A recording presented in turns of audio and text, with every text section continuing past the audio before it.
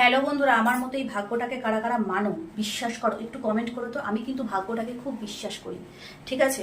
তো আমি জানি যে যে কোনো জিনিস নিয়ে বেকার চিন্তা করে কিচ্ছু হবে না, শুধু নিজের শরীরটাই খারাপ হবে। কারণ ওই যে ওপরে যে বসে আছে ভগবান, যেটাকে আমরা ওপরওয়ালা বলি, উনি যার কপালে যা লিখেছে ভালো কি খারাপ সেটা হবেই, চিন্তা করে কিচ্ছু হবে না। আর কার কোন দিন কিরকম যাবে সেটাও তিনিই ঠিক করে রাখেন। একটা কথা বলো, সকালবেলা তোমাদের আমি ব্লগ ভিডিও দিয়েছি, মেয়ে ভাত খেয়ে যাচ্ছে, বর চা খেয়ে যাচ্ছে। তো মেয়ে তো আর শুধু ভাত খেয়ে যায়নি, মেয়েকে ডাল করে দিয়েছি, পাঁপড় ভেজে দিয়েছি, সেইগুলো করে দিয়েছি। চিমনি চালিয়েই করেছি, কারণ তেলে তেলে পাঁপড় ঠাপড় ভাজতে হয়েছে। এখন আমি রান্না করতে এসে দেখি চিমনি চলছে না। এবার আমি ভাবলাম কি হলো, হঠাৎ করে মিস্ত্রিকে মানে কোম্পানিতে ফোন করলাম, এসে বললো ব্যাটারিটা নষ্ট হয়ে গেছে, আর একটা কি বললো পিসি মানে কি একটা বললো, আমি ঠিক অত জানি না, বুঝতে পারলাম না। ভেতর থেকে একটা ছোট্ট মেশিন খারাপ হয়ে গেছে, বললো 4,500 টাকা লাগবে। 4,500 টাকা নিয়ে চলে গেল, ভাবতে পারছো কি?